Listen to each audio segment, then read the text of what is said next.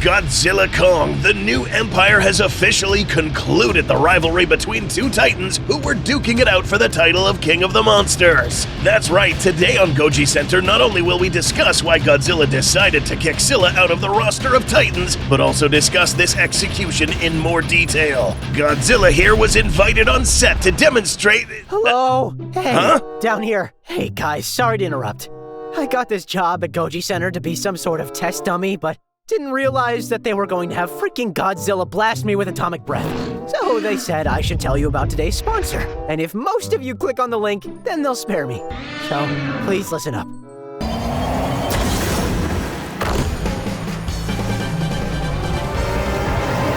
Today's sponsor involves cool mechs, cool characters, turn-based fights, and cool space adventures. Honkai Star Rail, a multi-platform game brought to you by the creators of Genshin Impact. This semi-open world is perfect for you guys that like to play RPGs and follow a fun storyline. Hop on board and visit many sci-fi fantasy worlds across outer space, playing as one of their many playable characters like this recently added one named Acheron. And she wields lightning-like powers. And in celebration for Honkai Star Rail's anniversary, they added this fun mini-game where players can equip a missile launcher while playing as Hanu and attack enemy mechs by firing rockets at them. Also, this is the best time to play because there's new game maps, maze gameplay, new NPCs, and monsters. Click on the link below, play Star Rail, and if you log in for 7 days, receive 20 free Star Rail special passes and 1,600 Stellar Jades in your inbox. Use the redemption code below and get another 50. Thanks to Star Rail for sponsoring this video, and if you want to save this guy, click the link. No? Okay, moving on then. Click the link. You can still click the link, man. Titanus Scylla was first introduced back in 2019 in Godzilla King of the Monsters, right after Ghidorah temporarily took the title of Alpha and woke up a good number of titans around the world to wreak havoc, death, and destruction. And of course, someone like Scylla was going to wake up. Why? Okay, where to begin? Research conducted by monarchs studying this titan classified this one as a destroyer. Its malevolent nature was the prime reason many people lost their lives in populated areas like Sedona, where it woke up, making its way to Phoenix and destroying numerous buildings in its path. But that's just her way of being. What about her anatomy made her even more destructive? Pay close attention here, because this may lay bare additional reasons why the G-Man hates her so much. Let's bring Scylla over to the analysis platform. Note that this is her form during the events of 2019. 6 legs tipped with sharp claws covering a very, very large area give her a range advantage over most other kaijus, keeping foes away from her more vulnerable body. If you do make it past the long claw-tipped legs, then you'll have to deal with the bulbous shelled body with tentacles. These may look fragile and weak, but they are very strong. Strong enough, in fact, to hold Godzilla's head in place. A more dark and scary use for these is picking up objects from the ground and putting those prey items into the mouth for consumption. Her armored body allows her to withstand the heavy pressure waves of blast weaponry, impacts from other kaijus, and survive getting thrown around. Although this monster takes up a big area, this does not mean it is heavy compared to other titans, listed at only 20,000 tons. This makes her even lighter than Rodan. Size-wise, we're talking about 341 feet in this particular posture. However, because of her leg anatomy, she could easily rear up and raise her body to heights that surpass Godzilla. As seen in Godzilla Kong, Scylla was able to position herself to have a good but brief height advantage against the G-Man. But what about her does Godzilla hate the most? Well, it's her insatiable appetite for one thing: radiation. To Scylla, it is so addicting that she will go out of her way to confront Godzilla himself in pursuit of this tasty energy source. For context, let's go back to this scene in KOTM after Godzilla had just killed Ghidorah. 5 titans appeared in Boston immediately after, surrounding Godzilla, ready to take him on, as per Ghidorah's command. After Godzilla didn't back down from the Angry Birds challenge, Rodan, along with the other 4, bowed to Godzilla, acknowledging him as the king of the monsters. But just because you bow doesn't necessarily mean you fully accept this new ruler. Scylla here, and probably even Queen Muto here, were reluctantly bowing down to Godzilla. These two are considered destroyers by nature, and will naturally follow another destroyer, Alpha Kaiju. Literally, as soon as all of these titans take off, Scylla would make a few stops before stirring up trouble again. After many years of hibernation and several days of messing things up around the planet, Scylla was now hungry. So much to the point of madness. In Savannah, Georgia, Titanus Scylla made landfall on the coast, attracted to an inactive warhead laying off the shore. While the Coast Guard was trying to shoo her away, Godzilla pulled up to see what was happening, and quickly grasped a good understanding of what was going on. Scylla was hungry, too hungry, and was going after this nuclear warhead that, if messed with, could explode and harm all the surrounding areas, killing both marine animals and humans alike. And Scylla wouldn't give a damn. But Godzilla did. About the ecology, that is. Not so much humans. After lighting up and reminding her who is the boss, she didn't care. She was not about to simply walk away from the tasty warhead. She was going to fight this time, putting her tentacles and long claws to good use, piercing the G-Man's hide, making him bleed. Enraged, Godzilla tosses Scylla and once again forces her to submit. Again, she didn't want to, but she had to, or else she'd die here. Note that Godzilla didn't even use his atomic breath in this encounter. We'd like to think that here Godzilla developed some sort of hatred for Scylla at this point. It was now 2 times where Scylla squared off against him, one where she actually threw hands.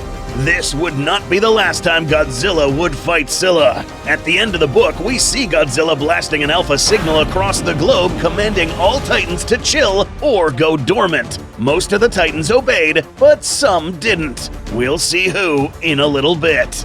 An Alpha Titan in the Monsterverse would soon learn that keeping the world of Titans in order is no easy task. There will always be others who see you as a big target with everything to lose. After the events of Godzilla vs. Kong and the destruction of Mechagodzilla, Godzilla would again continue patrolling the world, putting out fires here and there. For 3 years, Godzilla was able to keep the peace until some dude named Raymond Martin and his multi-billion-dollar company started messing with forces he shouldn't have. We're talking about the creation and development of the Titan Hunter, discussed in depth in a previous episode. To recap, in order to test this mech, the developers of this new weapon had to lay decoy energy reactors to attract the attention of Godzilla, like a distraction.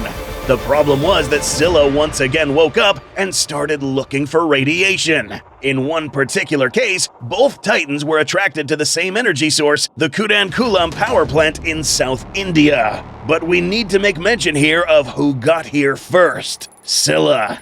Yup, if there is one thing we learned in Godzilla Dominion is that Scylla is actually a very fast swimmer. Using jet propulsion as a way of very quickly traveling underwater, not even Godzilla can catch up to this one.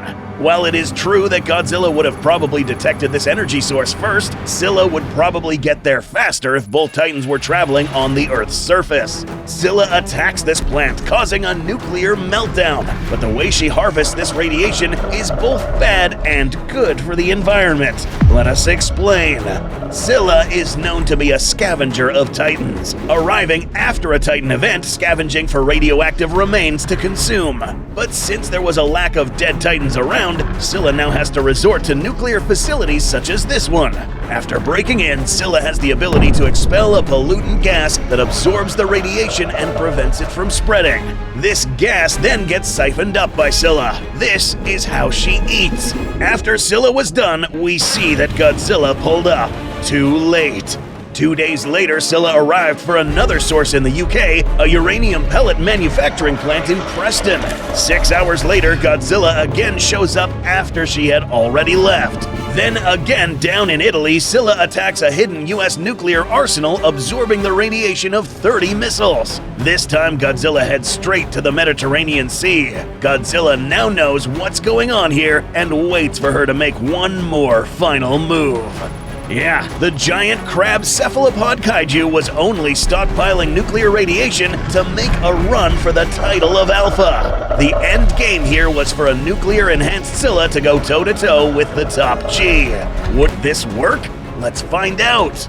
Moving ahead to the events of GxK The New Empire year 2027, it's been almost 3 years since their last encounter, and now Godzilla is ready to square up once again to finish this once and for all. All those assaults on humanity's nuclear stockpile have led to this moment. Her ability to outpace Godzilla to rapidly consume radiation made her believe that this time she didn't have to run away and feel prepared to face the Big G. Here, though, we see a bit of difference in her coloration. What happened? Scylla takes on this red-orange coloration similar to that of a crab. We'd like to think that the vast consumption of radiation, along with the amount of time spent underwater, led Scylla to evolve into a different colored kaiju, perhaps even shedding her exoskeleton to a more upgraded version optimized for underwater life. This didn't matter, as we see Godzilla charge towards Scylla. Godzilla's past experience with this Titan made him adopt a new strategy against Scylla's long reach and sharp claws: rushing. Godzilla wastes no time trying to parry these legs and runs straight past them, inflicting a heavy blow on Scylla's main body, stunning her and giving the G-Man the opportunity to grab her limbs and throw her considerably lighter body like a rag doll. Now it was time to finish this. Throwing Scylla on the floor made it difficult for her to stand up given that her body was upside down. Godzilla quickly jumps and stands right above her body, bringing her legs down with his immense strength. And despite getting his face smothered by Scylla's tentacles, Godzilla's jaw muscles manage to open wide and blast Scylla with the kiss of death. The buildup of extremely hot temperatures causes the insides of Scylla to boil and increase in pressure. Here is where she died.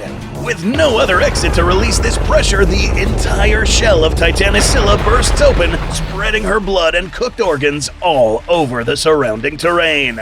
Godzilla had enough of this Titan, and had to kill her now before she became even stronger and a more menacing threat. But Godzilla was just getting started. Up next on Goji Center, the G-Man continues his warpath, this time setting his sights on Titanus Tiamat. Don't forget to subscribe, and we'll see you in the next episode.